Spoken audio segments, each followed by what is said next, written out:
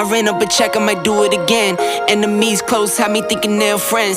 10 toes down, I'll be free until the end. Crib outside the city, I don't feel safe in my hands. Took so many years, I'm just waiting for the wins. I'm in debt to no one but the one who took my sins. I do it for real, there's no reason to pretend. If I do it once, I do it again. Add it up, bankroll, euro, peso, add it up, I'm just doing me, everything is on me, oh you matter what. Add it up, bankroll, euro, peso, add it up, I'm just doing me. Welcome to Millionaire Before 30, where we are on a mission. That we are. You guys, if you have not seen the show, we have designed this to give you the blueprint of how to become a millionaire before 30. I'm Ryan Zolin. I am Brent Daniels, Mr. Talk to People, Mr. TTP, and we are absolutely jacked, excited, pumped, on fire. Like this is going to be, this is rare, and this is rare.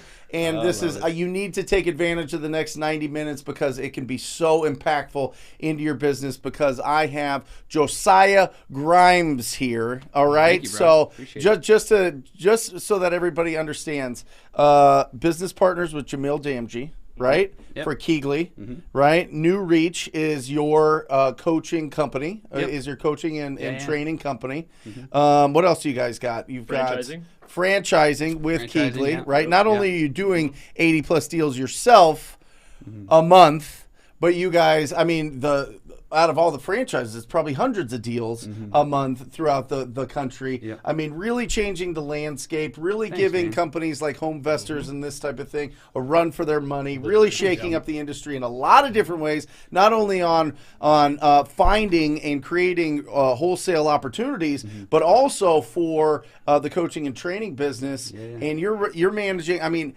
how many people are on, if you combine all the people that work with you, however you want to do it, sure. Right?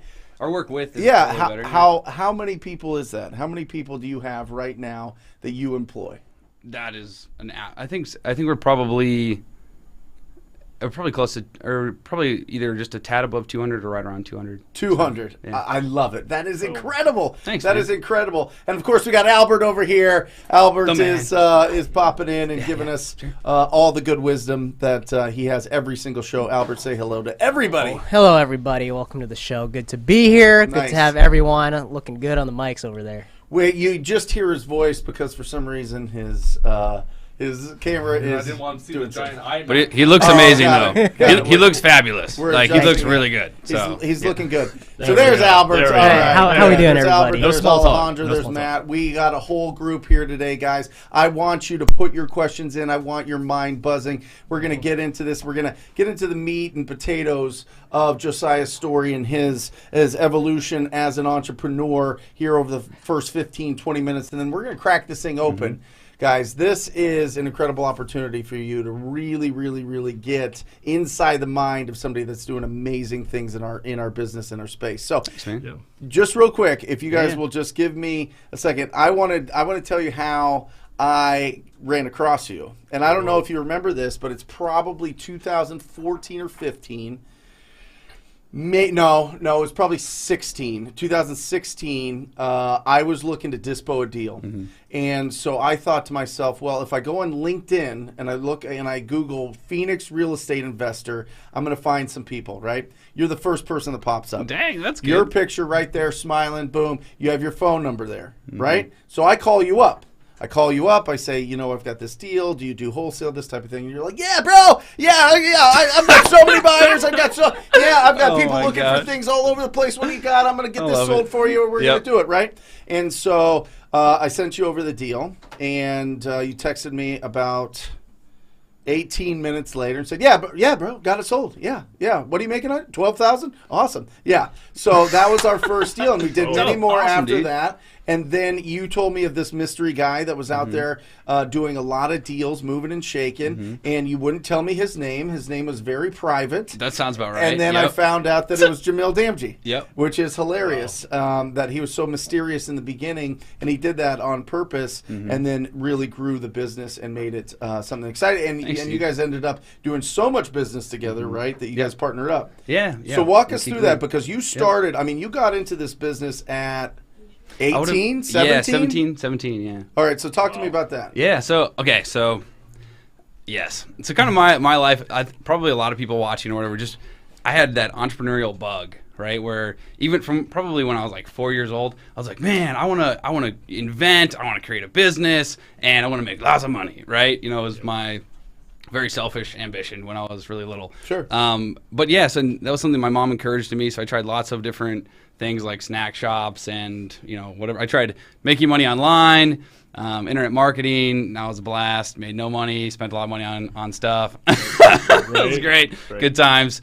And so then I went to like a pitch-a-thon, essentially, so like a seminar where someone comes up and talks about something really cool for an hour, and then they give you an opportunity to participate, and they're like, hey, so for $1,000 you can, you know, join this or you can do this. And I was like, you know, at 17 years old, I was like, this is the best event in my entire life. Yeah. You know, like, this is amazing, you know, like, this is awesome. There's so many cool ideas here, so many ways to make money. And so one of the guys, of course, I had no money, right? So I couldn't buy anything, which was maybe also helpful because then I could, you know, I feel like I got a little bit wiser and could be more specific in what I chose. Sure. But there was a guy, and he was like, so I took $10, you know, I can take $10 and make $30,000 in real estate. And I was like, huh? Like, what? You know, like I listened to all the Rich Dad Poor Dad stuff, right? And so my plan was like, okay, real estate is stuff that you do after you've done everything else. After you've made the money. After you've made the money, That's what you buy. Yes. Yeah. Exactly. That's what you invest in. Exactly. And so then you invest, and then you make your, you know, 7% cap rate or whatever return on your money, and you just kind of cruise and you try to build up a portfolio, and that's Long-term, slow wealth. exactly. Yeah. Exactly, right? Yeah. So when he said $10 and you make 30 grand in real estate, I was like, something is wrong. You know, like, what the heck? And so I didn't talk much. Like, I don't think I asked one question that whole like event, right? But afterwards, I was like, okay, I'm gonna go find this guy. I came, I was like, hey, so just to clarify, when you said $10 like $10,000, right? Or he's like, no, like $10, and I was like, what? Like, dang, bro, okay. And so I was like, okay, cool. I don't know if I believe you, but that's awesome, right? So then I kind of, you know, it was probably a week later. I was getting my hair cut, and I was talking to the guy that cuts my hair, and I was like, hey, man, I was at this event, and this guy said that he could take $10 and make 30 grand in real estate. Have you ever heard of that? And he was like, oh, yeah, like I cut the hair of a guy that does that all the time. I was like, what? So long story short, that led to me tracking that guy down. It was Cody Sperber, tracking that guy down. Yep. Did an internship with him, interned for free for, I don't know, probably a year or something like that.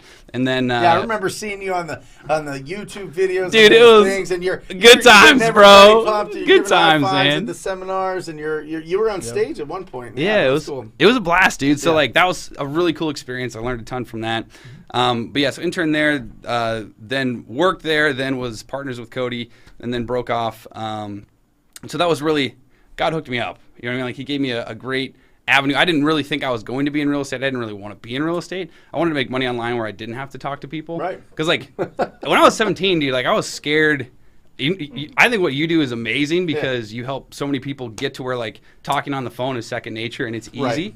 And you've got such a great stance on how you go after that. Where like when I was 17, that was legit my biggest objection to being able to do Of this course. business.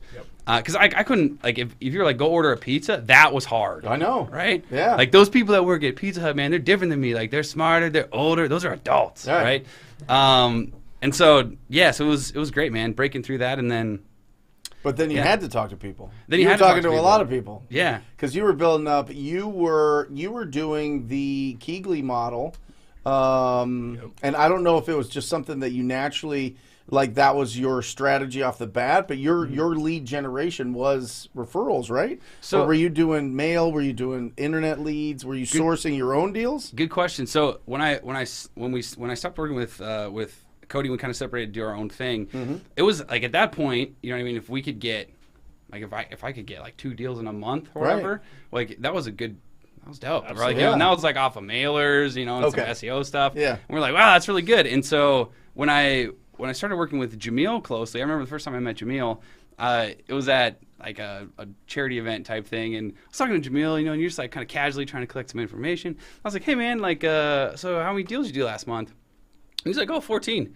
I was like, 14, bro. Whoa, dang. Like no one was doing 14 deals that I knew of that was doing 14 deals. Maybe Brent. But like no one I knew was doing 14 deals, right? Yeah. I was like, holy crap, dude. And I was like, then the next thing is you have to like clarify, right? You're like, okay, so like 14 deals, is that like 14 contracts signed? Is that like, you thought about 14 deals, while you were sleeping? Or is that like you brought the deal in, signed a contract with the seller, then found a buyer, signed a contract with the buyer, and they deposited earnest money, and it's closing, right? And even that's different than what did you close? Mm-hmm. And he's like, no, like I closed 14 deals last month. Right. I was like, holy crap, right? And so it was that piece from Jamil, which was phenomenal. Right. On acquisitions, like the way that he works acquisitions is just beautiful, right? And what he had developed there. So that was amazing. Then on the other side, I have this really cool partner named Hunter Runyon. I don't know if you guys know Hunter. Yeah, of course. Sold like Hunter's bananas, man. Like Hunter sold 50 deals while he was 18 and didn't take a phone call. He did, yeah. Yeah. I remember getting Facebook DMs from Hunter on a weekly basis, and I was like, this dude looks like he's 12, 13, 14 years old, right? No, I mean, he looked very, very, very young, Yep. right? Yep. And I was like, this is crazy, but I love his, like, hustle, because if you responded, which I did just to, kind of get an idea, because after so many reps, you're like, okay, wait a second, I need to find out what's going on here. Yeah. And so I sent him something and instantly responded. Instantly. So listen, talking to people and communicating with people, it comes in different forms. It comes in different avenues, right? Absolutely. I mean, most of us text. Most of us, we get a phone call, and if it's not our mom, we're kind of like, Whoa. Yeah. you know what I mean? Like, Seriously. Yeah. like I mean, Seriously, dude. that's kind of the natural reflex. I feel like. In your guys' generation, you know what I mean? Like, Without it's a just doubt. not. Without a doubt. It's more communicating through text, and but it's still communicating. And the important thing that he did, just to note, just to put a feather in his cap, is he was very responsive. That is the number one thing when it comes to communication. I don't care if you can barely speak the language. I don't care if you don't have this big thesaurus, vocabulary. You stumble and fumble over words, or you have a stutter, or whatever else. If you are there, if you just show up and are consistent, That's half the respond. battle. Yeah. I think it's 90% of it is just like being available. It 100%. is. I mean, and to that point, like, for instance, we've got when I was the one actually taking the calls and selling the deals, we would have like people that would call that don't speak a lick of English, right? Like Spanish-speaking buyers that would call and they don't speak English. I don't speak Spanish, right? But we would just kind of figure crap out on the call. But since we were responsive to each other, I mean, there's a few of them. There's probably 4 or 5 I can name that I sold more than 10 properties to. Yeah. Right. And it was it was good for us, and it was really good for them, good for their clients. And Address and price. Yeah, That's what it seriously. comes down to. And they're like, Yeah, exactly. exactly. We'll take it. Wow. So, okay, so you guys you've got Hunter. It was you two first, right? It was you and Hunter? Yeah. Were you guys partnered up first? That's a great question. We were, I would say like that somebody else. Rahima, Jamil's She sister, manages the right? projects, right? Yeah, and so Rahima, wow. Ramil, hey, you can find both together. All right, don't tell him I did that. All right, anyhow, yeah. So I'm going to clip this. just and clip send that it to right out, both of please. them. Yeah, thanks. Great, thanks. But yeah, no. So Rahima was focused on the projects, and when we were first starting, she was also running an agent team. So. Which was really cool. But Hunter solved the problem on the buyer side, right? So a lot of that like heavy outreach and systematizing those processes that brought in the buyers. So he had this buyer component, which was phenomenal. So he had just a huge base of buyers and a system for bringing them in.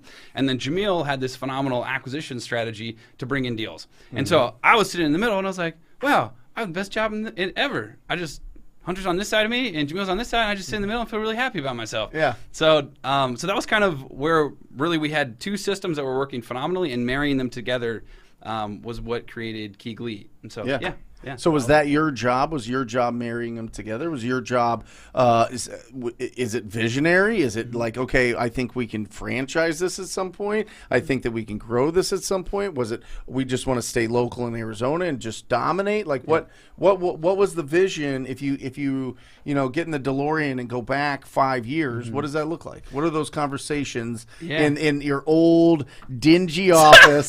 It was terrible. My house or the office. Yeah, the office was great too. Yeah, I mean, dope.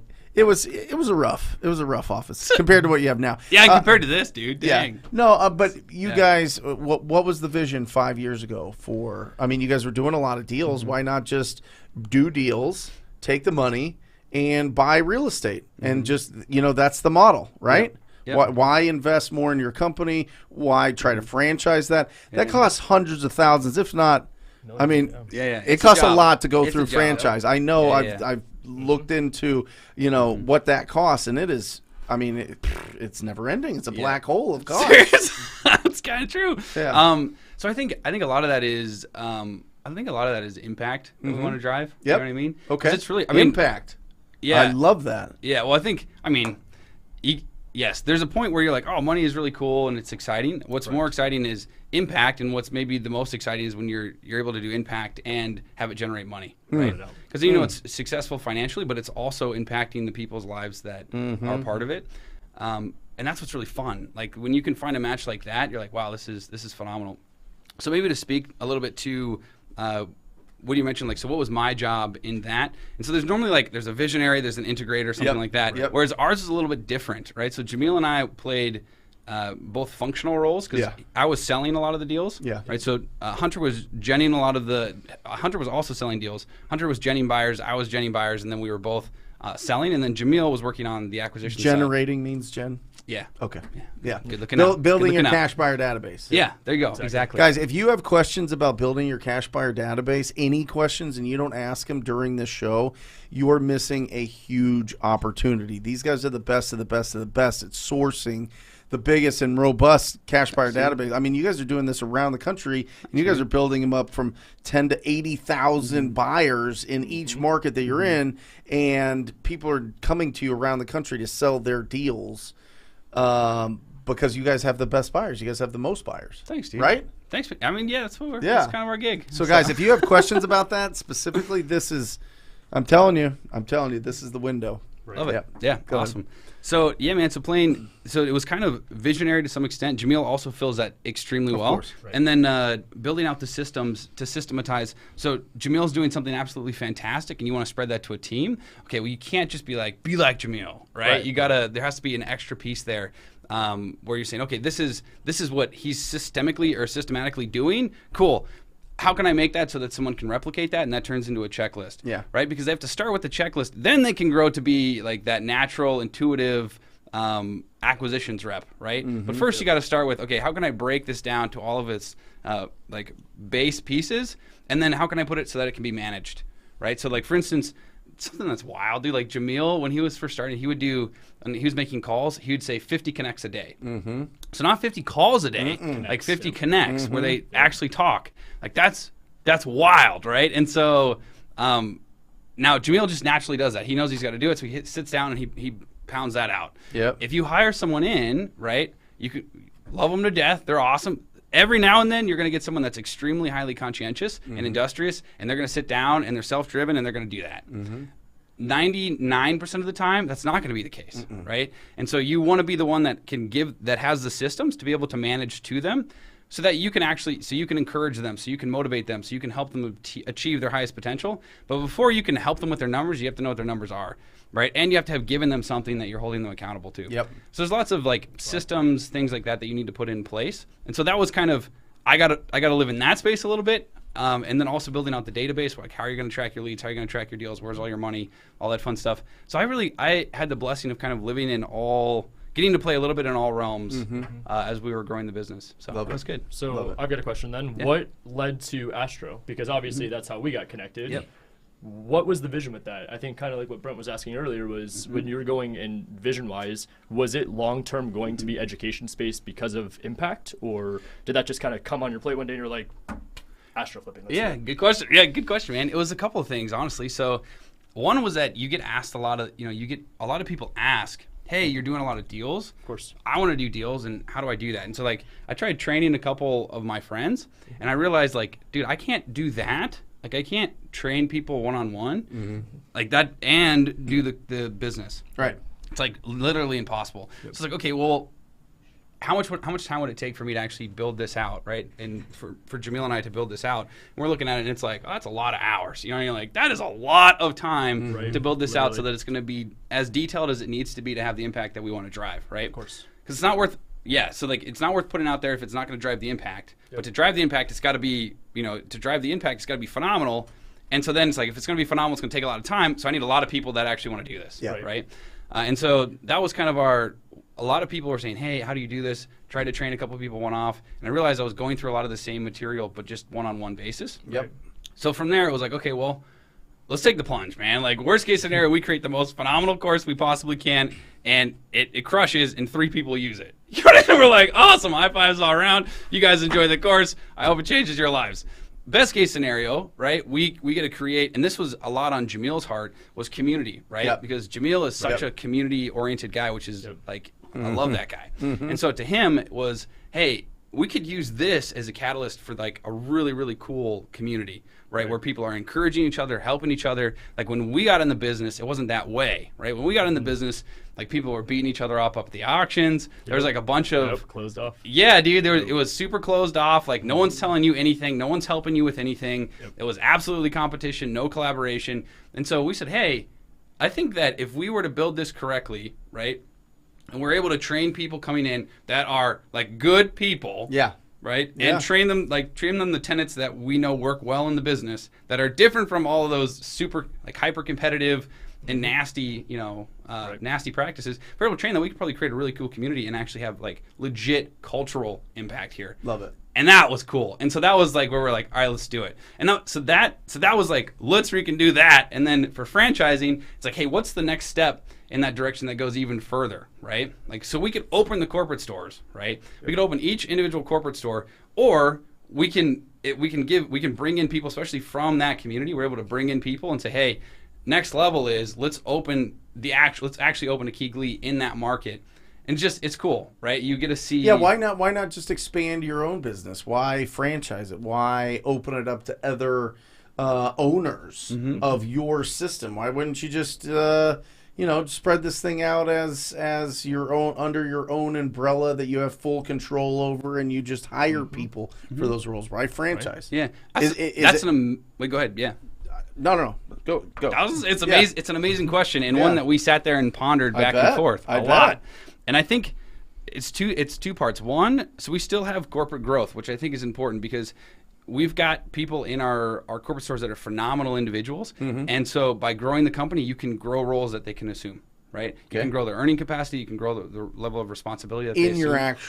In the actual company. Doing deals company. Yes, exactly. Yeah, in the actual doing deals company. Yeah. And so there's still a passion for that, right? And that's cool. One, franchising provides velocity towards the goal. So we want to have cultural impact, and franchising allows us to do that faster. So when you say cultural impact, do you mean the real estate industry? Yes. Got it. Yep. Sorry, cultural impact within the real estate industry, right? So, like, for instance, Brent, you're a leader in the real estate industry. Right. If you come on this podcast and you tell everyone that, like, hey, the way to get a deal is you got to kind of like sucker punch people, and you got to, the industry will like chew you up and spit you out. So you got to be the first to punch the other person, right? Otherwise, you're getting punched. Right. So if you're spreading that, obviously, people watching now, some of them are gonna be like, that's not for me. I'm out. Right. Of course. But you're gonna have an impact on a chunk of them. Right. And then those people are going to have an impact on people. And then that's how so culture within the real estate space can get swayed this way or that based on who's guiding. Love it. Right? Love it. Why it's great that you guys have a podcast, just saying. Yeah. That's pretty awesome. Yeah. But so that was velocity to impact was part of it. And then the other part of it is just if you've got a student and they're doing well, or they're doing well, but they're like, not quite there. Franchising is like, dude, like we are perfectly aligned. Yes. Right? And so, and then the other thing too is if you've got a student that's like absolutely crushing it and you're like, hey, dude, you're crushing it with what you have right now. Like, bro, if I give you these things, like this is gotta be bananas, right? It's gonna be amazing. And like, that's so fun. So like it pulls them into the fold, and that's just such a cool. Like then it's perfect alignment. It's ridiculously fun. They're the owner, right? So like, because these people are entrepreneurs, right? And so the opportunity has to be where they own it, and we can amplify their success as much as possible. Got it. So Got it. So then going in with franchising, are you guys pretty hands-on with that, with like training? Do you fly them out? What does that process look like from the minute they buy the franchise to It's intense. Yeah. Good question. Yeah, good question. Intense, and I feel like we're always, it's so fun the one thing that's amazing about education and about franchising is how you get it to where it's really good and it's producing the result you want. You're like, that's cool. Sweet, you can always make that better. Right, like you can always collect more feedback and iterate more on your process, right? And be like, hey, so right now what it looks like is it's about 40 hours of training online before you come in.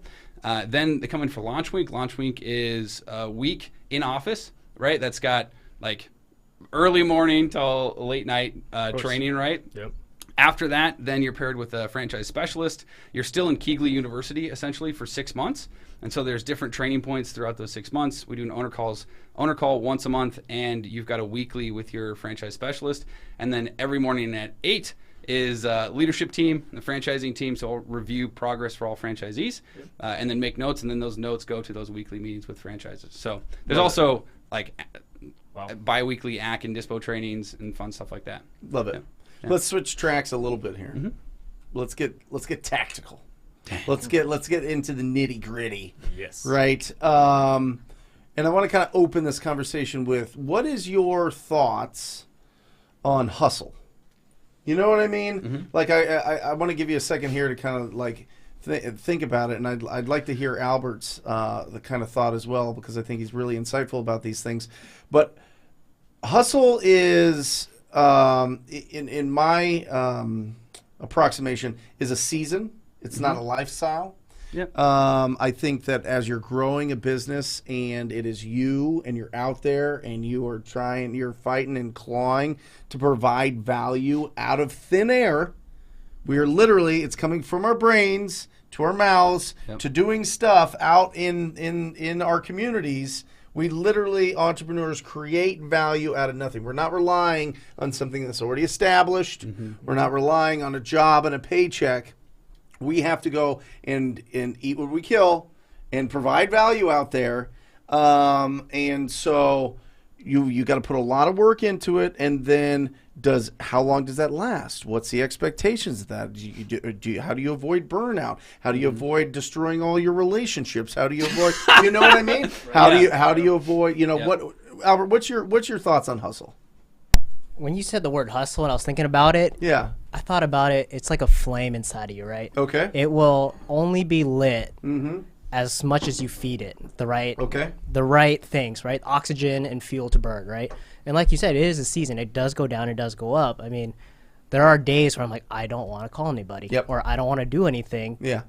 But then the hustle is accepting the responsibility that I'm not getting paid because I'm not doing anything to get paid. Right. Versus the corporate role, it's just like you cannot do anything and still get paid. Right.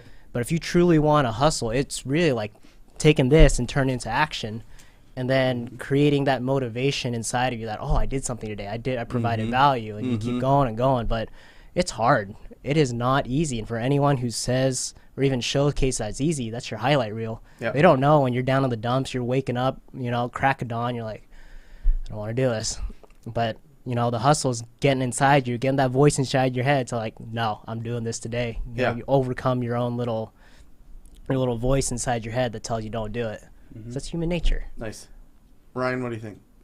Dude. Fire right now. How do I follow that up? I know. For a second. That's why I'm giving our guest a little buffer. I appreciate you're taking the shots. But go ahead and hop out. So, no, for me, hustle, dude, like, I think I agree with what you guys just said. I mean, I'm human too. I wake up and there's days where I'm like, oh, gosh.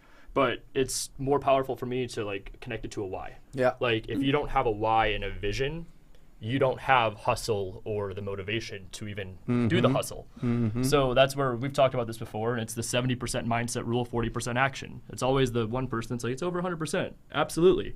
But if I told you that in this industry, 70% of it's up here, and then 40% of it's deployed out to what you do, I don't know another job or industry that you could put in less than 50% effort and go and make $250,000 a year. Right. So I don't know. Hustle's deep. Yeah. No, dude, that was good. Yeah, super good. What do you got? Well, I think about it maybe a couple of different ways. So, one, I think about like, have you ever heard of Big Five traits? Yes.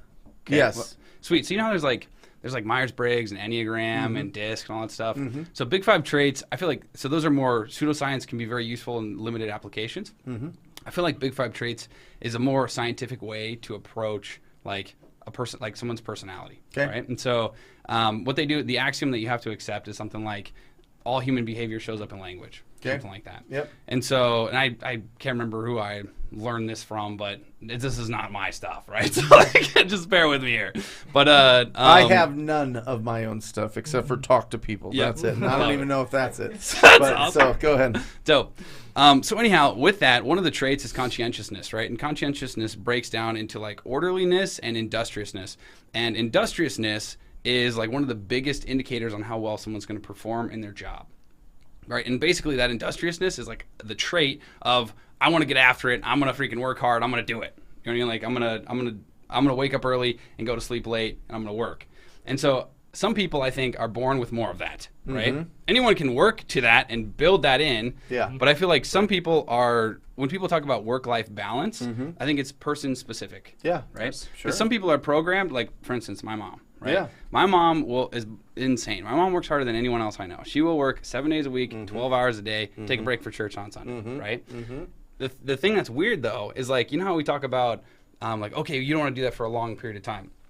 If my mom stops doing that, right, she gets like, and this is me too, like if I stop working hard, I get kind of like a melancholy, like, what am I doing with my life type of feeling. And so I think based on kind of maybe what God, like who God made you, and then also like the purpose, plan, desire that he's placed in your heart, you probably want to plan work-life balance off of that, right? And so I think there's a place where I love it. Yeah, so I think there's a place where you're like, man, I really have to hustle and grind to get back to where I have the balance that I want, work-life balance that I want. I also think that there's like, and so for some people that are like, dude, I'm used to a really relaxed lifestyle, they're probably like the most fun person to be around. Like that's the person that brings the life to the party, all that stuff. Like that person is really cool. So it's not like that's bad. I find those people are very much in the moment. They're very present. Which is great. Because they'll listen to you and they're there and they're not thinking and off and distracted and weird and you know what I mean? They're like the most present people. But they just, you know, they got dirty houses. Their blinds are always closed. You know what I mean? They're on their phone playing, you know, some sort of Candy Crush. You know, whatever it is, you know. But so for that person, they're gonna step into a season of hustle to get the results that they want, and then they're gonna ratchet back down. Right? Whereas some people are like, dude, I'm, you know, they're high conscientiousness. And so like their season of hustle is just always, right? And those are the type of people that would say, hey, I hit this level. Cool. Now I would actually really like to hit the next level. Right. And if you tell that person like, hey, you need to slow down and take a break, otherwise you're going to hit burnout.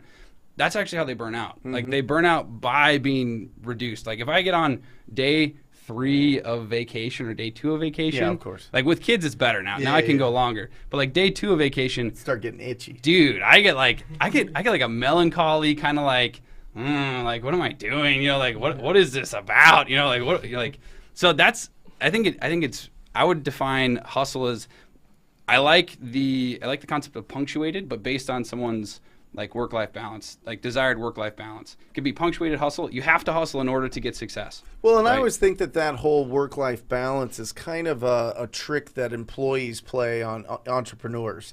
They're like, well, you make all the money, but, you know, you're on your phone all the time.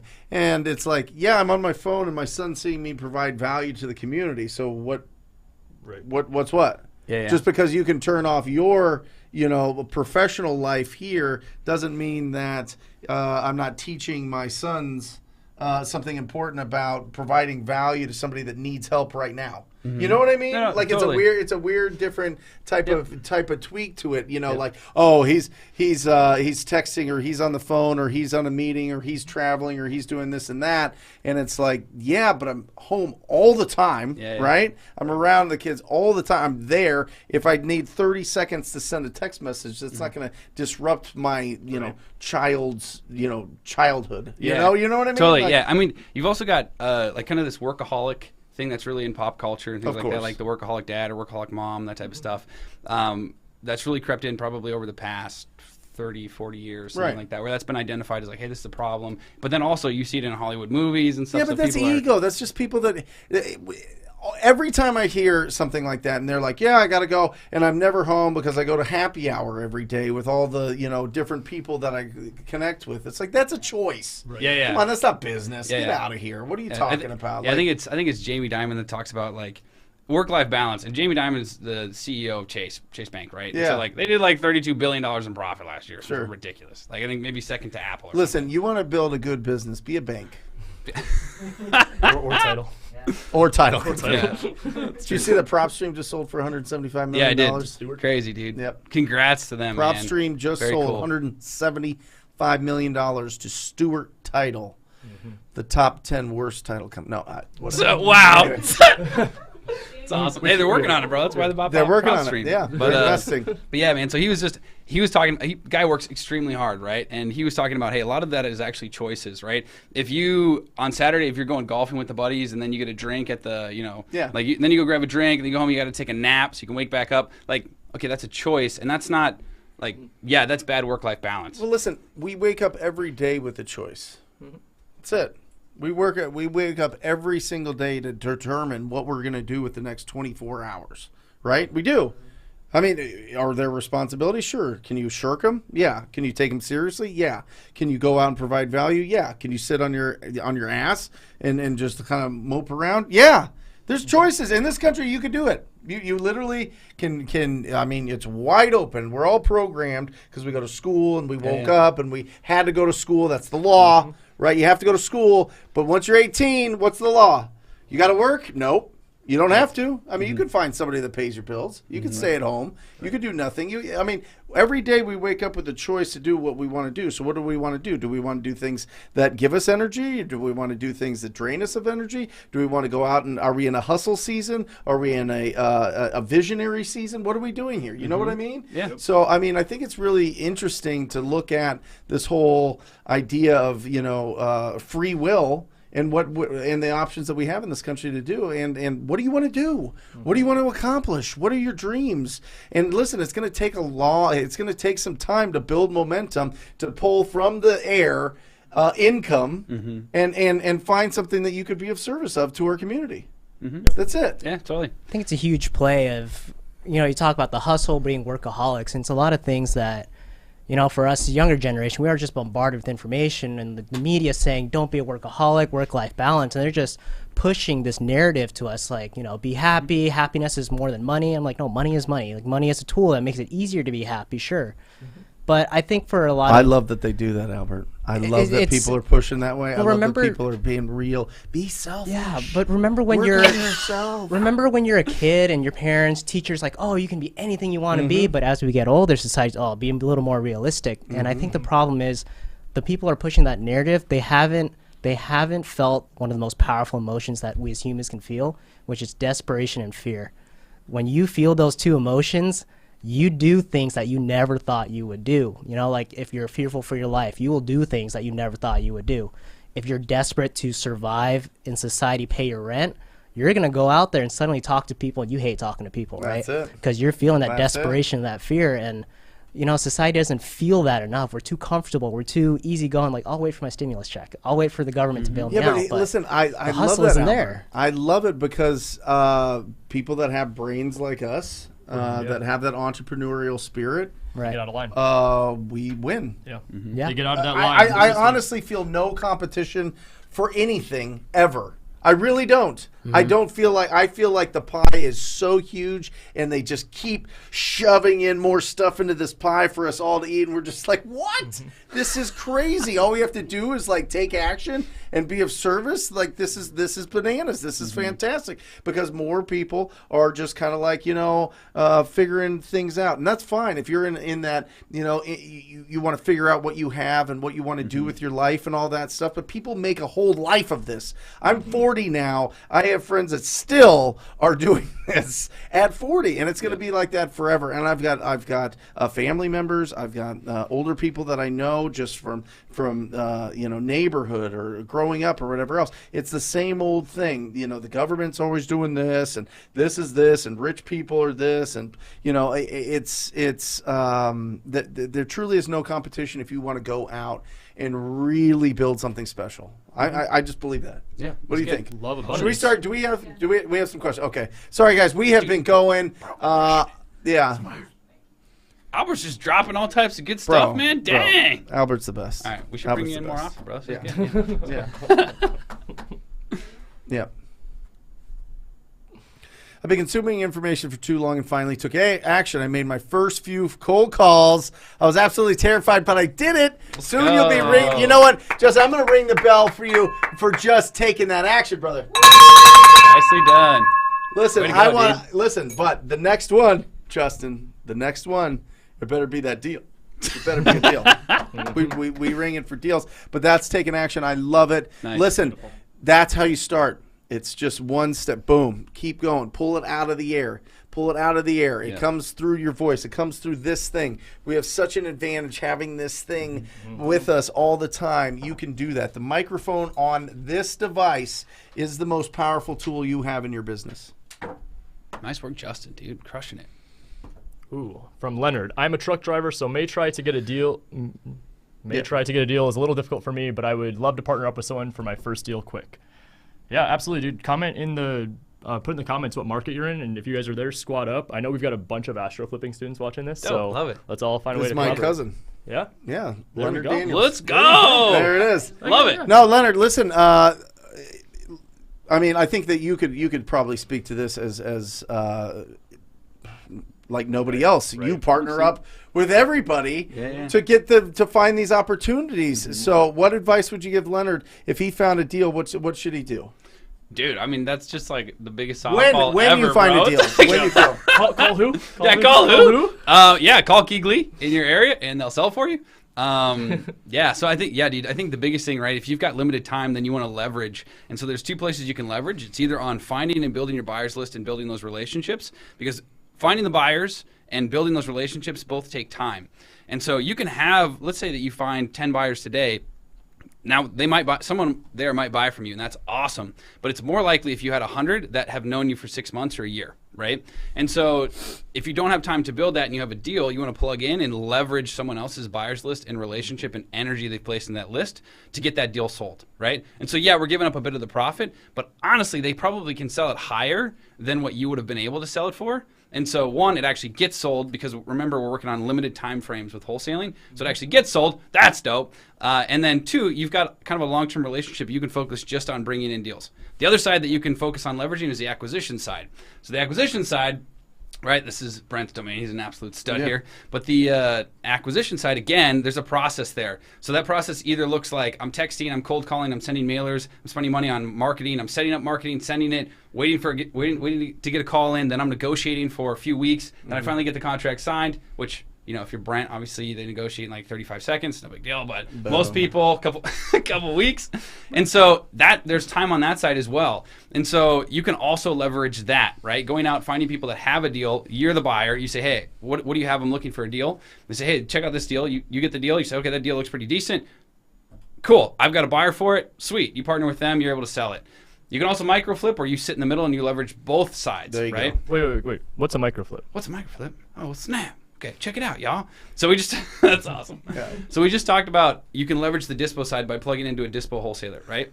Yeah. You can leverage the acquisition side by plugging into an acquisitions wholesaler. Those are kind of academic words, but do you guys get the point, right? Yep. Someone that brought the deal and then someone that can sell the deal. Yep. And so you can sit in between those two, right? And they bring the deal to you. Now, there's a difference between daisy chaining and micro flipping, right? So daisy chaining, you go out, you don't even talk to the guy, you see his email, you mark it up 10, you send it out to your list, right? Like that's a daisy chain. And then you call him and say, hey, I want to buy it. Yeah, can you cut me in 5? Right, or whatever, right? Right. So there's no permission there. It's sloppy. And the buyer can likely find that deal on this other person's list, right? Micro flipping, you're getting in front of that. So you're building a relationship with the wholesaler to say, hey, I'm going to be your dispo partner. So you don't send this deal to anyone else. You exclusively give it to me for X amount of days, and I'll get it moved for you, right? So that way you're providing value. Your buyer can't go find that deal somewhere else, right? You can get more risky, right, when they're like, oh, you're going to have a non-exclusive and I'm going to send it out elsewhere as well. You can do that once you have a stronger buyer's list. But we don't need to go there. Right. Yeah, Leonard, a ton of different opportunities there. If you're going to find your deals, find an ugly house, talk to the homeowner, and get it locked up. I mean, that's the simple kind of formula there. Mine's all complex as crap. No. Dude, Brent's like, yo, bro, I'll just bring it back and give this. No, but on the flip side, if you're loud, Leonard, about what you're doing out there, and you're documenting your story, documenting your progress, documenting how excited you are about finding and helping out people that are in distress in your community, and going to these properties and walking through ugly houses and pulling your lists and driving for dollars and showing this whole story, people are going to be like, hey, I've got this opportunity, or I have this deal, can you help me sell it? And that's what you're talking about with a micro flip. So it's not just necessarily, listen, you can tell your story from, I'm a truck driver, I'm driving trucks, I'm doing this, but I have this heart to be an entrepreneur, and this is what I'm going to do. I am telling you, without fail, every single person that I have seen document their story starts doing free deals. They start doing free deals. Yep. People start bringing them referrals, and that's the start. And then you just start building that up and building that up and building that up. So I like that. You got it. I was looking at this one real quick for Leonard. I don't know what kind of rules he's got, but truck driver, I'm like, dude, slap a magnet on your truck and say, I buy houses, the number. Right. If you're like a last mile delivery driver and you're delivering to like gas station or something, you won't believe how many gas station owners have real estate. Yeah. Like they'll be like, hey, I'm looking to do real estate, and you just spark conversation, especially if they're on your route every day. That's good. Right? That's telling your story, and you continue your hustle as a truck driver. There you go. Now your real estate's going at the same time. Awesome. That's dope. Laura, how can I get access to Josiah or Ryan's buyer list? Hit us up.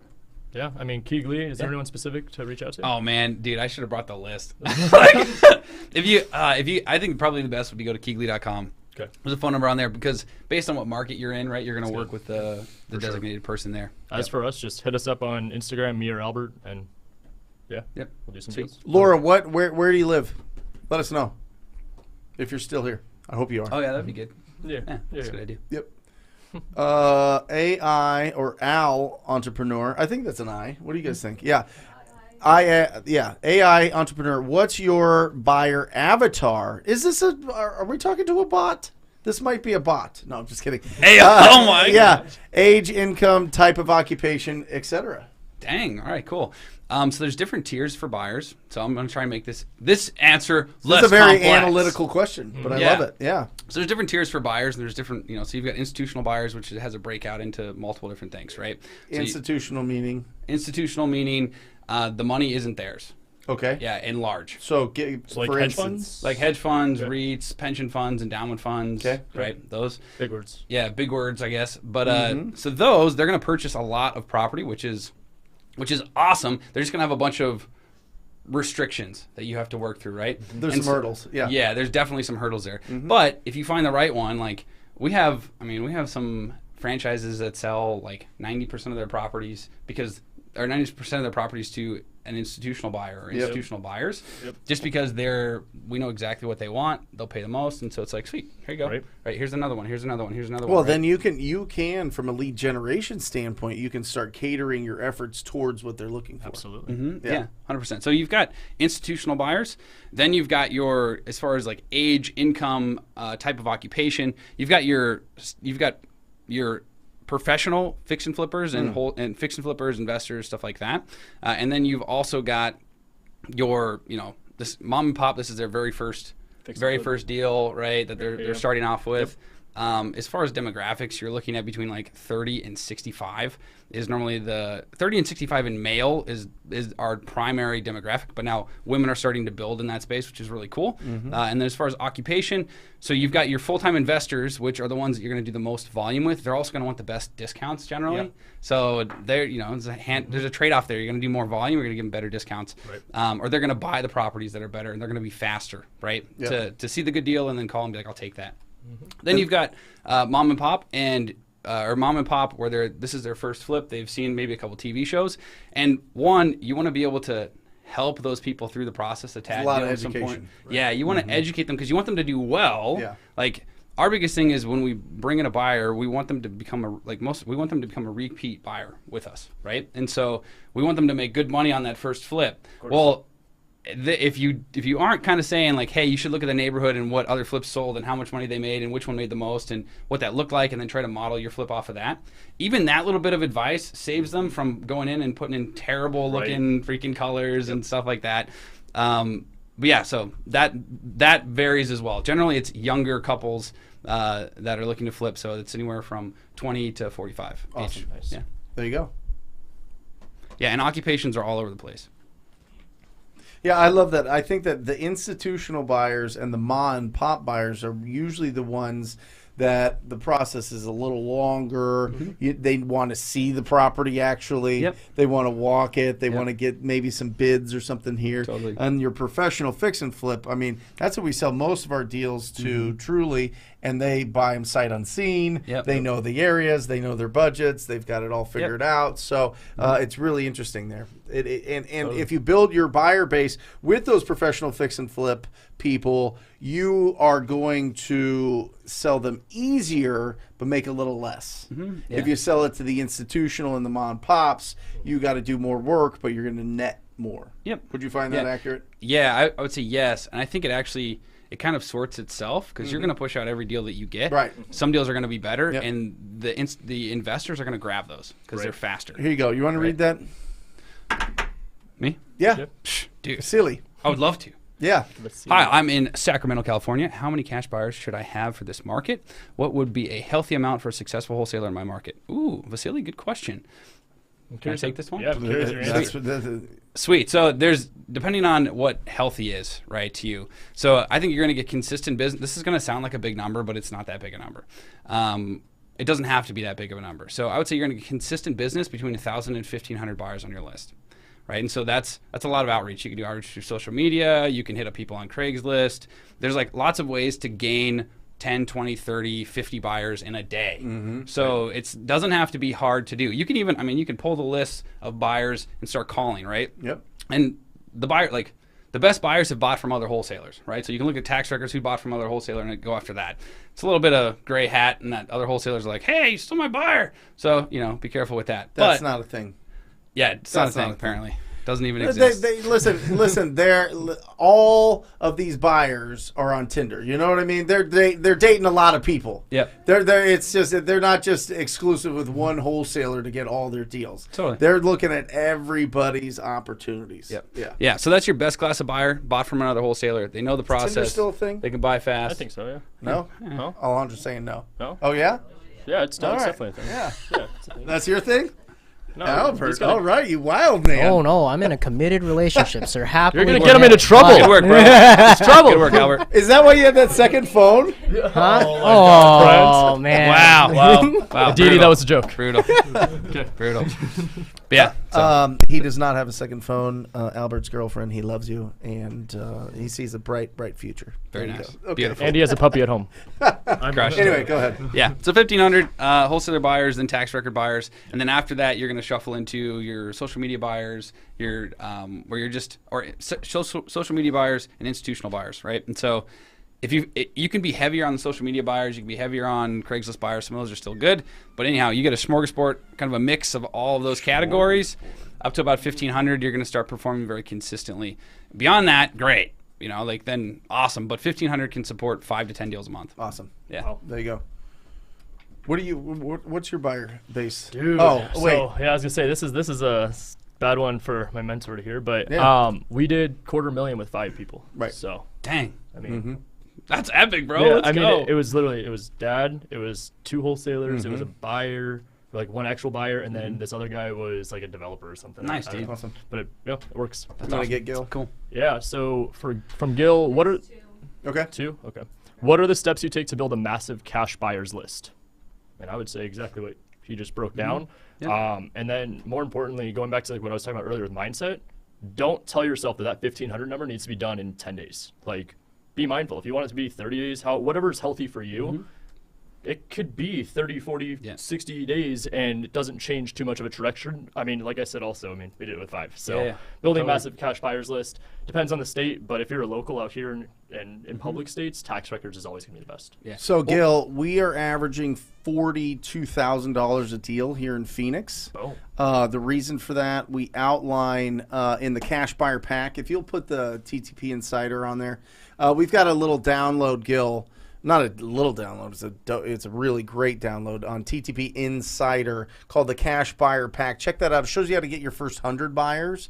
And once you get that flow down, the first 100 I feel is the toughest, because what happens is you find the 4 or 5 or 10 that are hounding you all the time, that want your deals, that are going to move real smoothly. And if you can expand and just make sure that you get a bigger and just know, the bigger your base, the more opportunities you have to sell different types of properties, and the more that you're going to make for the properties that you are selling, because some of those get bid up, or you just find people that are, now we're selling to real estate agents. We're selling to people that want to live in these neighborhoods through real estate agents that are training their buyers. You need to have a private money loan. You need to have a bridge loan and go in with cash offers, or you're not getting a house. That's how crazy our market is. You know what I mean? So we build that up. Dude. That's cool. Yeah, there you go. How do you vet your buyers? I'll leave that to the master here. Thanks, dude. Yeah. So I think 2 things. So one, you don't really want to vet them on the front end, right? So some people get That is key. Say that again, please. Yeah, you don't want to vet your buyers on the front end. I need proof of funds. Yeah, none of that crap, right? You need to put $5,000 with my title company before I send you a deal or something. You know what I mean? Some people are crazy. Go ahead. Yeah, and you see that more, like, especially in Texas and stuff, because you get a little bit. Things get a little bit, the culture there is different than it is in other states, right? And so there's some places where it's more regular for us to have a conversation. You come to my office, you sign my paperwork before, you sign an NDA. You're not going to go around me. You're not going to circumvent or whatever before we do any type of business. I don't recommend doing that, right? Now, maybe 3 So that's times. what's happening in Texas? That's been the norm in Yeah. Texas for a long time, right? So like Net Worth, New Western do that everywhere. Yep. But I think that's a great way to really slow down your business. Yep. So that's basically it. So we don't do any of the vetting on the front end. Yeah. If you end up with a problem with someone, like they go to the house, they knock on it, they knock on the door, they talk to the seller, they try to circumvent you, obviously they're off the list. That happens about once a year. We do a ton of volume. That happens maybe twice, but probably once a year. Yeah. Right? And so you can go a long ways just adding people to your buyers list. And if you add extra steps, it's the same with anything, right? Same with any type of internet marketing, anything. If you add extra stage gates, right, or extra gates that people have to jump through, extra loopholes or extra holes they have to or gates they have to jump through, fewer people get to the finish line, fewer people are going to buy from you. Yep. So, Wow. Love it. There so you don't go. bet them on the front end. Yeah. I'm away from home for almost 12 hours because of a long commute. Jeez. How can my wife help me build my cash buyer list? She's a stay-at-home mom. Oh, snap. What do we got? Lots of ways. I'm interested to see what's in Brent's giveaway for. Well, listen, I got connected to the biggest dispo company in the world by going on LinkedIn and calling you. You know what I mean? So it starts with, I really like scraping LinkedIn and reaching out to the people. If people put on there that they're real estate investors, real estate wholesalers, whatever it is, they're real estate agents that specialize in investment properties, those are the conversations you want to have. I also, one of the biggest resources is just Zillow. We look at every single flipped house that's on Zillow that is has been sold or that is active in a specific area that we've locked up a deal, and we're going to call up every single one of those real estate agents and say, hey, I just want to say you did a fantastic job on your flip at 1212 Banana Street. I have one at 1215 Banana Street. Wanted to see if you wanted to take a look at it, do something special there. Do you want me to send you the details? This is off market. Nobody really knows about it yet, but I'm going to be talking to a lot of people about it today. So let me know as soon as possible if you'd like to take this property down. And then you do that again. And then you do that again. And then you do that again. And so you're building these relationships with people that are on LinkedIn and that are on the that are real estate agents. And then you can get a VA to do a pretty good job at DMing everybody in as you. Respectfully, like Hunter has done for years, and your whole team, with people that are in investment groups. That's exactly what I was just going to say. Yeah, all that that's stuff. So that's kind of the heart of that cash buyer pack. But I think that the first 100 should be people that are doing business right now. Dude. The other thing is, and I firmly believe in adopting other people's buyers, and so at some point you can build up your list and you can trade your list, and obviously you're not going to get. I have 100, and then I'm going to go trade with Josiah, who has 80,000. But I think that it's important once you do get that list that you make an introduction, that you try to put your deals in front of them and do a great job there. Cool, awesome. Yep, crushed it, dude. Ooh. Okay. Quite honestly, I want to just systematize the wholesaling / real estate process, cold callers, text blast, negotiations, and I handle dispositions. How much do you think that would cost? Well, first off, I mean, you got to make sure that you've done the stuff that you're trying to pawn off to somebody else. Otherwise, you won't be able to manage them properly. As for cost, I mean, I think the biggest cost is actually going to be your time up front for the first initial training with these people. Once you find somebody that could be like that management or the person that helps you with systematizing it, I mean, I don't really know how much that could cost. It could be anywhere from go ahead. No, I mean, this is what KeyGlee does. Yeah. You know, KeyGlee doesn't have Handles cold calls, dispositions, text blasts. I mean, you guys do on some level, but the 80-20 on this thing is people come to you to dispo their deals. So it's building a reputation by having a big cash buyer database and being super responsive. I am telling you, this is the most underrated thing in our business, is actually responding quickly to people. Dude, especially with agents, like with what we do. Oh my god. I mean, Albert, chime in, but like agents, if you are watching this, we are trying to buy your deals. Just answer your phone. Answer your phone. Please. Answer your phone. It's just it's straight communication. It's all it is, and I don't know what it is, but lately I've been talking to agents, right? And for some reason, there's just a stigma around the word investor. I'm like, shouldn't you be happy I'm calling you with like the easiest offer? But at the same time, they're just like, no, we don't want that. I'm like, you haven't even talked to me yet. You don't even know what I want yet. It's not a deep discount. Maybe I want to buy it a little higher. Right. But it goes down to talking to people and just communicating. I'm like, you didn't tell me you took an offer. Why didn't you, like, we were already talking. Why did you go behind my back? And it's just, it goes back to talking to people, but it also goes back to burning a bridge. Like, I'm never going to do business with you again because you straight up just ignored me. I wanted to maybe come back to you, and they don't see the long term. It's just, quick commission. Yeah, and I would highly, highly, highly, highly suggest that you look into the Astro flipping course. Oh my god, dude! I would. Can I take a minute? I mean, you're an alumni. You were like top 5 people in it. No, yeah, dude, Brian's dope, bro, crushing it, man. I don't know. No. I mean, like, weren't you one of the first? I was second. Something like that. Yeah, it was like number 2.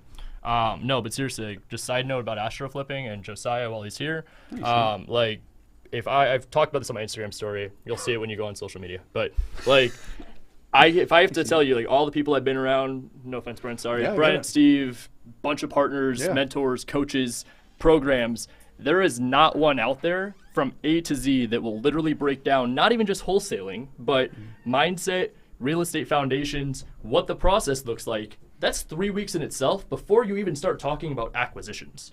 So this is the course, this is the knowledge that I have to be able to deploy to you guys, to my podcast, to our meetups, to our community. But everything that I have seriously is due to this guy right here. Thanks, so dude. when I first started, I do have to put a little disclaimer. I kind of had one-on-one training for a little bit. Like But I mean, that goes a long way. Thank you, dude. Yeah, being the Appreciate it, second man. student, I took a leap. I took a leap of faith with Jamil. He kind of like just put it on my lap, and I was like, dude, why not? You're doing 80+ deals a month.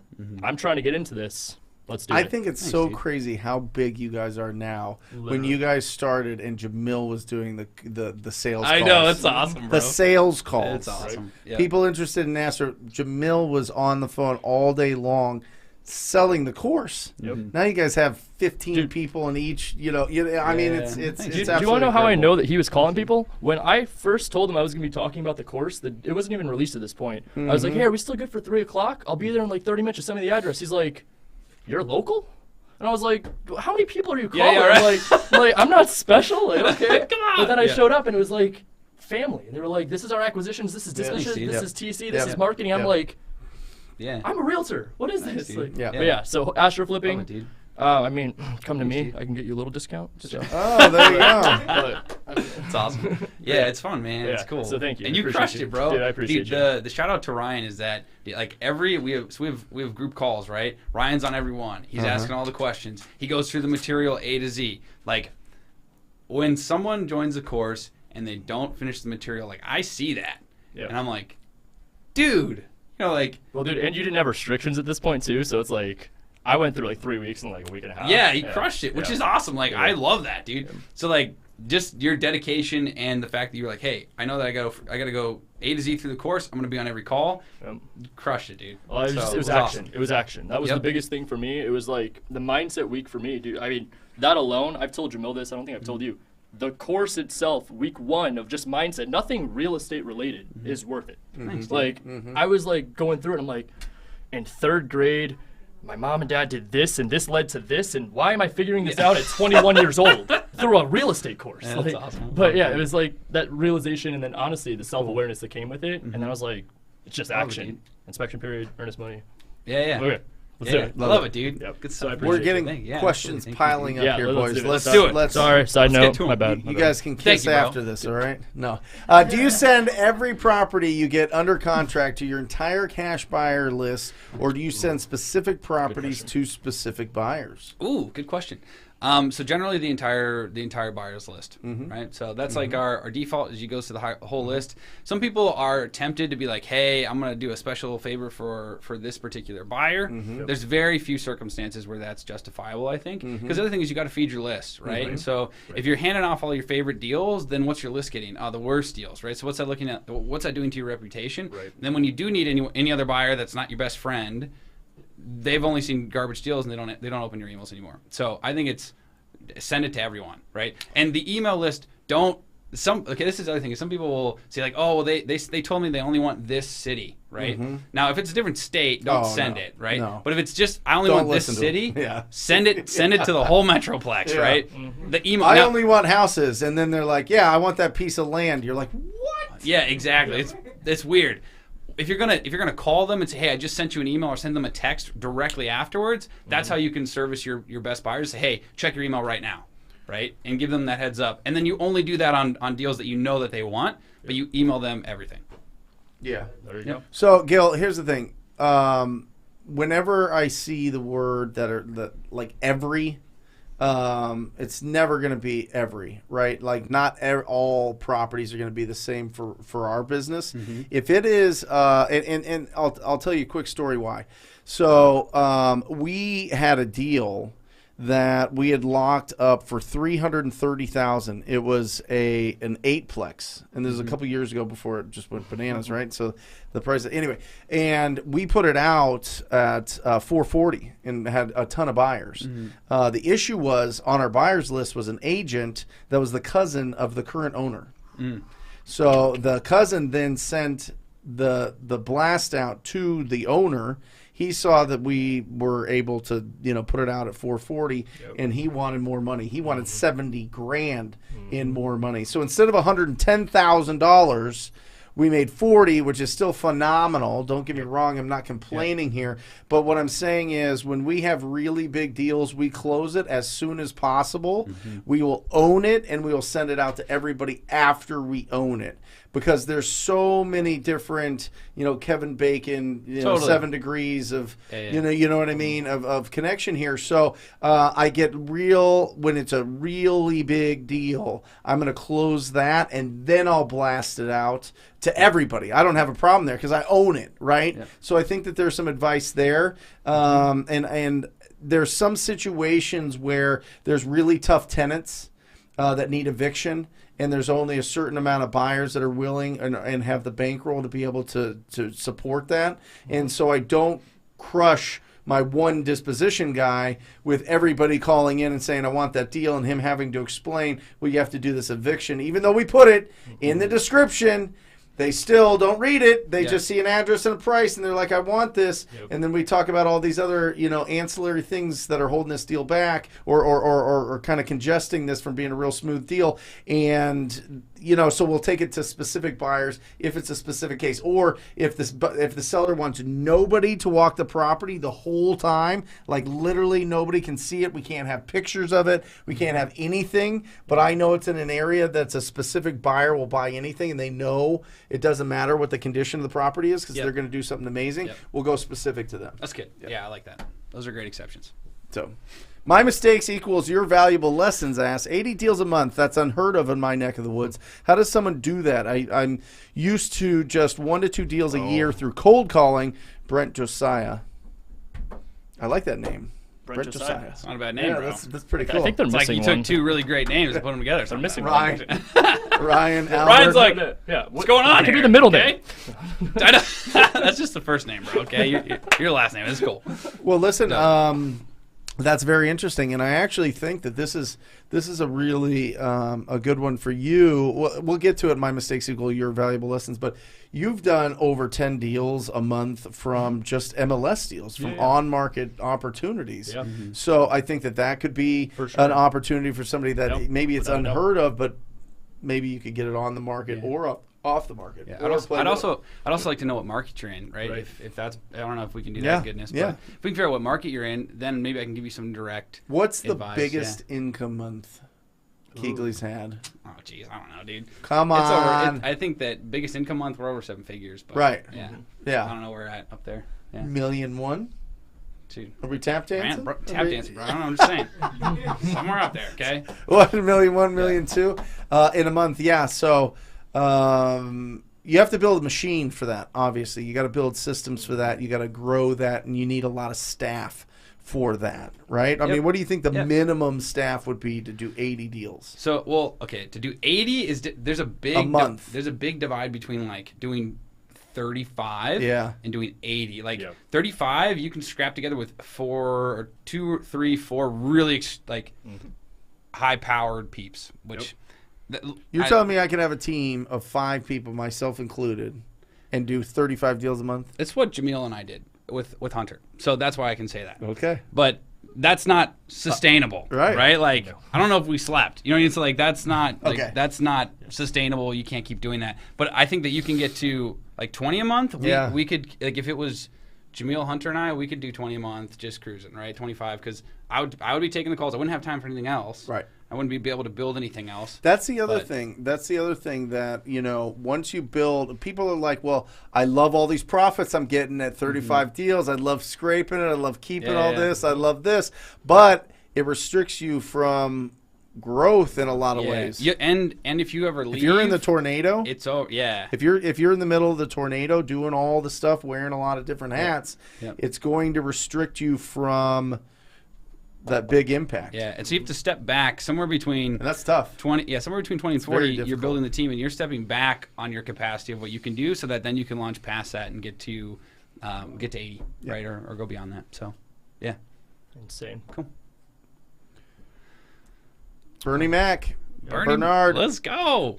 All right. How type of buyers pay the most? Which type of buyers pay the most, and how to find these buyers? Mm-hmm. So my personal experience, correct me if I'm wrong, No, I go would for say it. institutional buyers. We found out here, especially when we were working MLS deals, there were some specific neighborhoods and pockets that we could buy at 93 to 95% of ARV because I knew they'd pay 104%. Yep. So Yeah. Let me ask you that with these institutional buyers, because the deals that we're doing, the deals that we're selling to hedge funds, we're doing very well with. and it's a very interesting time in our business. But we have to own them. Yep. We have to have title. Do you have to have title to sell to the institutional buyers? No, or the only can thing you that we wholesale? found with them was some of them want double close. So they'd want it to be on with them as the buyer on the purchase contract. Yeah. So that would be one. But then we also had a handful that we did deals with this year. Yeah. The only downfall I found with them was that they needed 72 hours to like underwrite. Of course. And so I'm like, okay, well, I just got a 3-day inspection period, so I've got to like I work got around. my- yeah. I've got to find another buyer, and then if they are here, I mean, but still, then it's a hard conversation. So Yeah. that was our only downfall. But I mean, you could double close. And they didn't have It an also issue. depends on size, right? So like Yes. if you're going to a really big institutional buyer, they've got lots of hoops and Yes. things for you to jump through where they're going to say, yeah, no, you're not owner of record, so we can't do this deal, right? And then you'd have to buy it, right? So that will happen for sure. Smaller institutional buyers and some of the bigger ones now are starting to adjust, or we're making relationships high enough up where they will adjust for us. But yeah, where you can Double close it. Yeah, double close and then they're fine. Yeah. Awesome.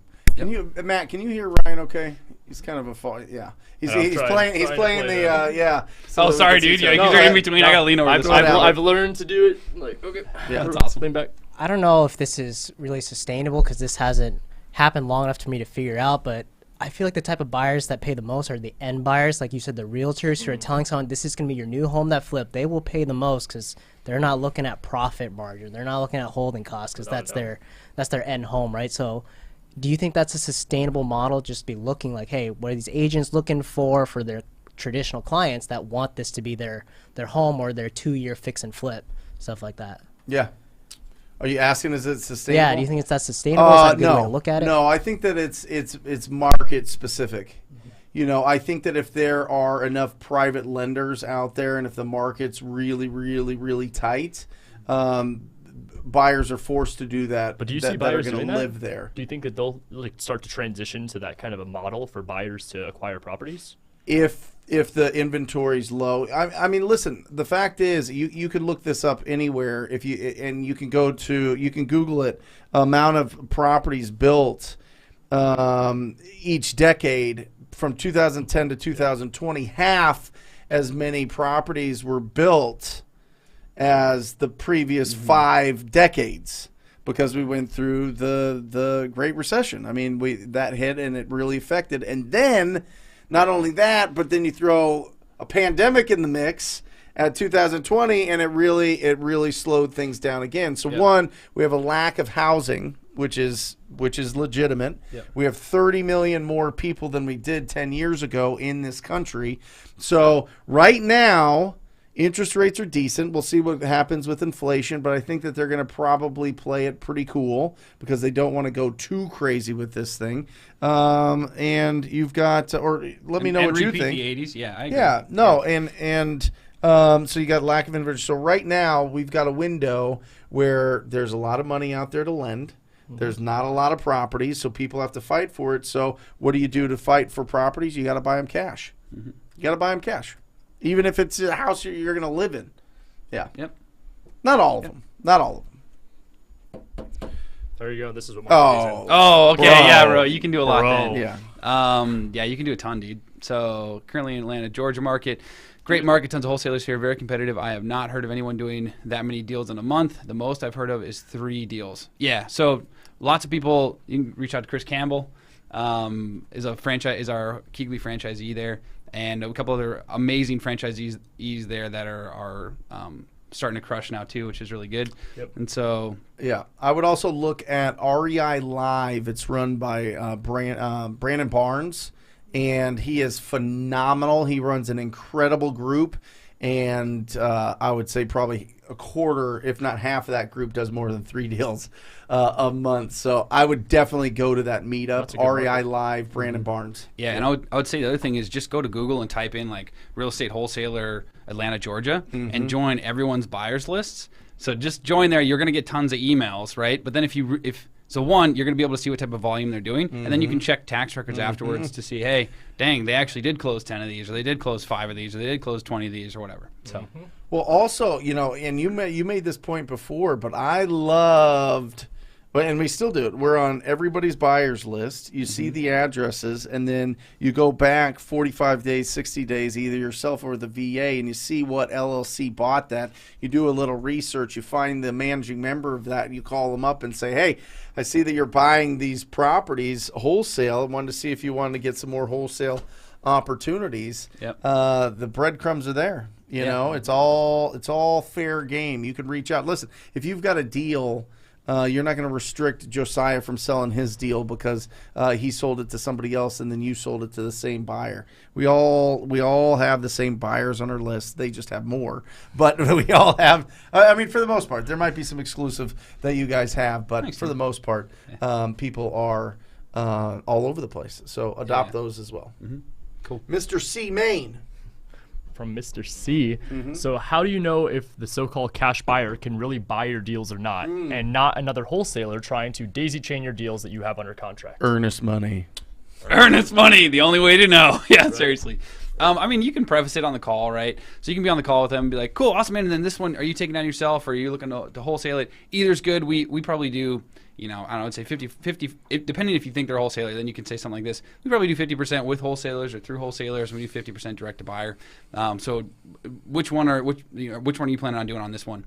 I'm like, I plan on wholesaling. Like, as long as you make it okay for them to tell you, they're just looking for that cue. And then most of the time, like, I'm wholesaling. Like, okay, awesome, man. Just make sure to mark up whatever you want to make on the deal. So if you make 10, if you mark it up 10, you're going to make 10. You mark it up 5, you're going to make 5.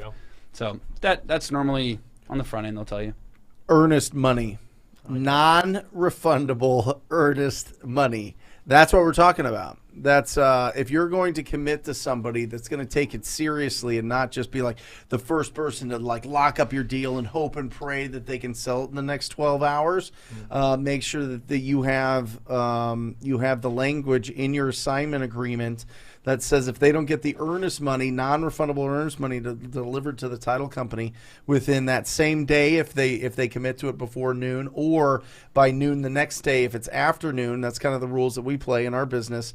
That'll really tell you if these are legitimate, real people that are going to close on it, or if these are going to be wholesalers. I love that you hit it right. I mean, you just hit it on the nose. I think just opening it up and calling it out before they start giving you a story allows them permission to tell you, no, man, I'm going to just try to wholesale this. I think I got a great buyer for it. Fantastic. Listen, I need to get earnest on this by noon. You've got a small window here, so if you're going to do it, go and do it, but this is your window. It's just expectations, because I don't want to. The issue that I had early on is there's some big wholesalers here in town that would not blast out. They would commit to the deal, not put earnest in. We all know who I'm talking about, and then wait till the last 72 hours to sell this deal. And then all of a sudden, those people need more time. We have to now call the seller, tell them we can't close on time, tell them we need to push it back. They're threatening canceling. They're moving. They need the money. They need the money to move. Now my acquisition manager or yourself, you're scrambling around. It causes a lot of negativity. It causes a lot of toxicity inside your mind and in your heart. And it really does, right? Yeah, dude. And so that's why I say if you do it up front, it's better for the seller.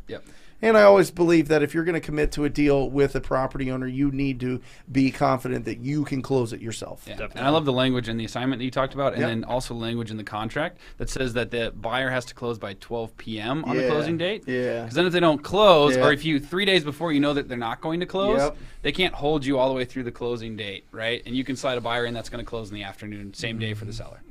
So money needs to be in 72 hours before closing. Now it doesn't happen, but it gives them it gives them something to shoot for, and then you can start bugging them 72 hours before to get their money in and get it closed. Or realize if you have a problem. If it's not. Oh, we wired it. Oh, you did? It's not there. Yeah, we wired it. We must have missed the cutoff time. It's 10:30 in the morning, bro. Like, you did not miss the wiring cutoff time. What are we talking about? Yeah. No. We're sending it out. We're going to get it there. That's awesome. We've all dealt with this plenty of times. And then I think a little bit there, too, is just as you're working with the wholesaler, it's like, I'm looking to wholesale it. Just encourage them. Be like, awesome, bro. Like, there is someone that's going out there in an hour. They're probably going to take it. Obviously, it's first earnest money. But, dude, if you can call me back in the next 2 hours and make it happen, I would love to put this together with you. we'll just need Ernest and That's a huge nugget, dude. There's so many people that are like turned off when they they send out a deal, and it's probably because they don't set the expectation of saying, hey, if you're going to wholesale, it's okay. Yep. But they find out that it's wholesaled, and I see a lot of these guys that are sending out the deals, they get upset with the other person that wholesaled it. At the end of the day, if you got your price, it's goofy, dude. Who cares? Yeah, don't do that, because those wholesalers you want to leverage them. They've built that relationship, those relationships with their buyers that you probably will never see or touch or make relationships with. So you have to go through them to sell to that buyer pool. And so be happy that they want to work with you and encourage them. Absolutely. Yep. Abundance. Totally. Yeah, that's right. Cool.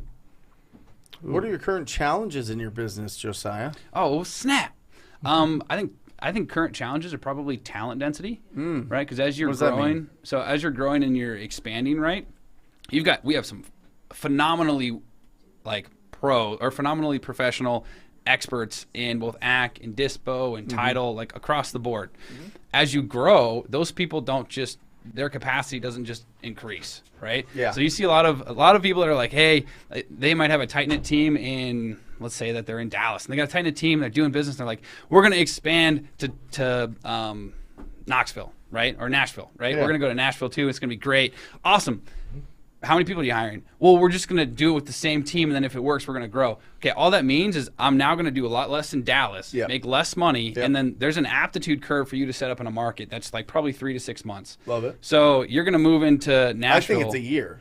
Yeah, you would know better. But in my experience, it's a year before things are really starting to like feel comfy. You know, the shoes are worn in. You know what I mean? You're starting to feel a little bit more confident. You're getting the processes really smooth. You got your database is starting to understand, and you got reputation, right? Yeah. No, I think that's bang on. So like, we track 3 to 6 months before there's a big jump in performance between 3 and 6 months if they've been hitting their baseline stats. Yep. So getting them there is great if they've really been working it.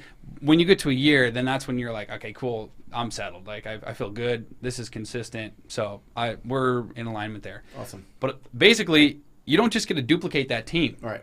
You got to go hire that team again and train them, right? And so that's talent density. You're really talent dense here, but you don't have talent density on that brand new team, and they have an aptitude curve they need to push through. Yeah. And so that's the biggest thing in our business as we're growing is the onboarding and the processes that allow people to get up to aptitude or get up to speed as fast as possible. Love it. Yeah. Love it. Cool. Yeah.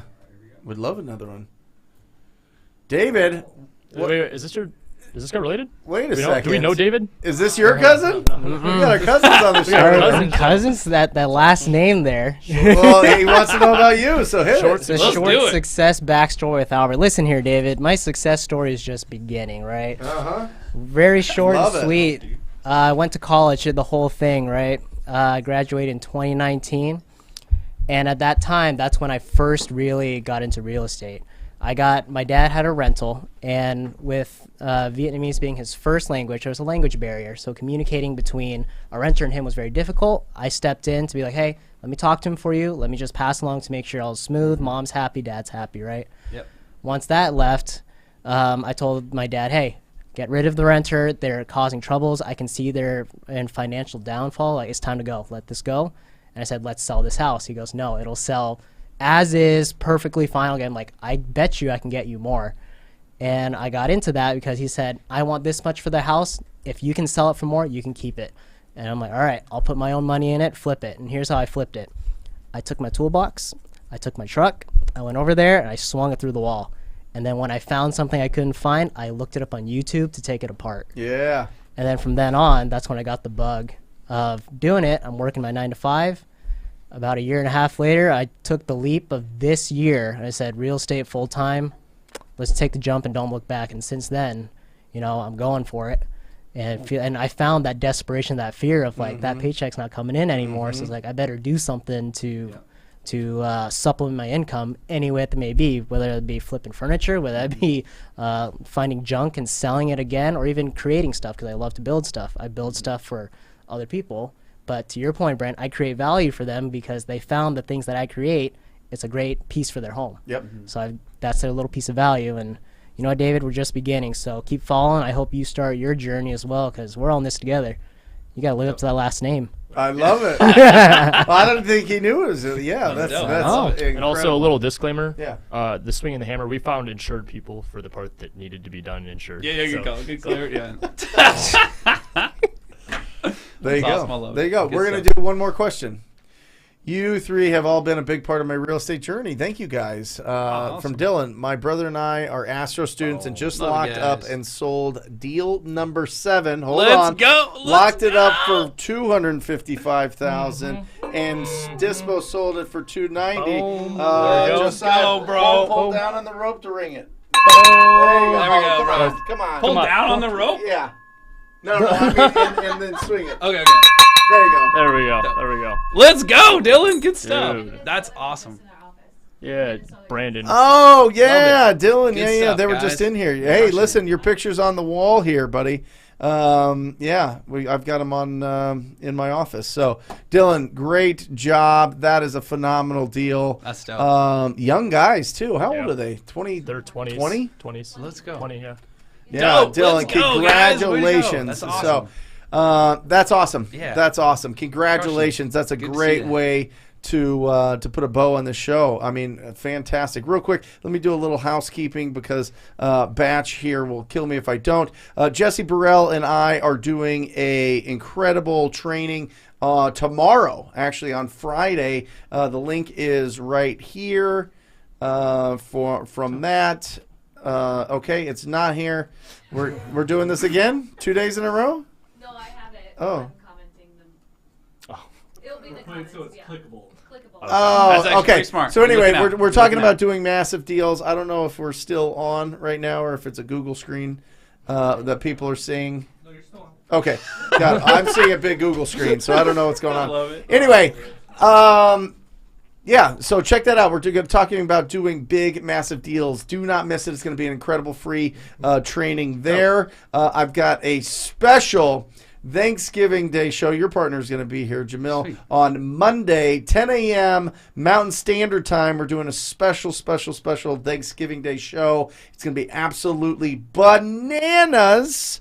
And it's to say thank you. It's been a really, really great year. Sharing everybody's success here to the world. So we want to thank everybody and do a really special show on Monday. So do not miss that. And we will, and it'll be posted in the comments. Something will be posted in the comments. I think it's a link to the web, to the training. And then we are not here next week. Obviously, next Thursday is Thanksgiving, so we will be back the following week. It's going to be an absolutely incredible show. Josiah.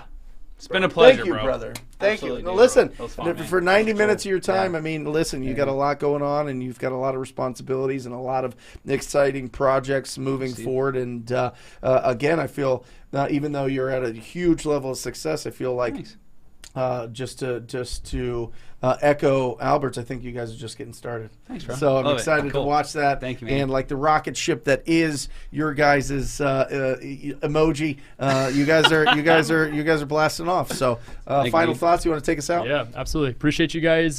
This episode was bananas, as Brent says, Yep. with Josiah. Dude, thank you so much for being Thank on you for here. having me, man. Love it. We love you guys, and we look forward to seeing you guys in a couple weeks, and we'll see you guys then. See you guys. I ran up a check, I might do it again. Enemies close, had me thinking they're friends. 10 toes down, I'll be free until the end. Crib outside the city, I don't feel safe in my hands. Took so many years, I'm just waiting for the wins. I'm in debt to no one but the one who took my sins. I do it for real, there's no reason to pretend. If I do it once, I do it again. Add it up, bankroll.